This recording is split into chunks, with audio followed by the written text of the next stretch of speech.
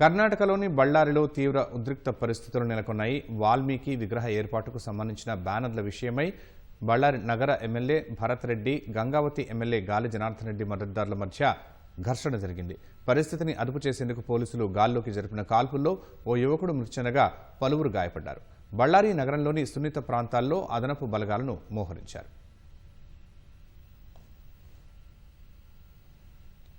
గురువారం రాత్రి బ్యానర్ ఏర్పాటు విషయమై బళ్ళారి నగర ఎమ్మెల్యే నారా భరత్ రెడ్డి, ఎమ్మెల్యే గాలి జనార్దన్ రెడ్డి మద్దతుదారుల మధ్య ఘర్షణ జరిగింది.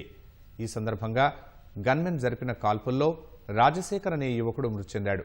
ఇరు వర్గాలు రాళ్లు, బీరు సీసాలతో దాడులు చేసుకోవడంతో పలువురికి గాయాలయ్యాయి. ఘర్షణకు దిగిన ఇరు వర్గాలను పోలీసులు చెదరగొట్టారు. జనార్దన్ రెడ్డి కాల్చిన బుల్లెట్ వల్లే తన అనుచరుడు మృతి చెందాడని ఎమ్మెల్యే నారా భరత్ రెడ్డి ఆరోపించారు. కాంగ్రెస్ ఎమ్మెల్యేనే తన హత్యకు కుట్ర పన్నారంటూ గాలి జనార్దన్ రెడ్డి ప్రత్యారోపణ చేశారు. ఉద్రిక్తతల నేపథ్యంలో విజయనగర, చిత్రదుర్గ, కొప్పల్ నుంచి పోలీసు బలగాలను బళ్ళారికి తరలించారు. ఎమ్మెల్యేలు గాలి జనార్దన్ రెడ్డి, భరత్ రెడ్డి ఇళ్లతో పాటు సున్నితమైన ప్రాంతాల్లో అదనపు బలగాలను మోహరించారు.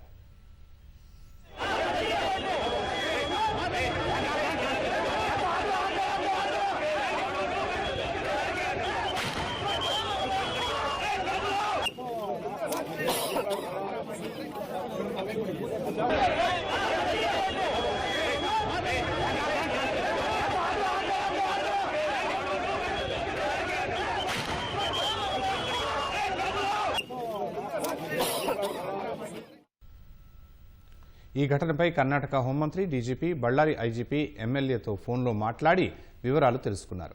యువకుడి మృతికి కారణమైన మాజీ మంత్రి ఎమ్మెల్యే గాలి జనార్దన్ రెడ్డిని అరెస్టు చేయడానికి ప్రయత్నాలు చేస్తున్నట్లు నిఘా వర్గాల సమాచారం.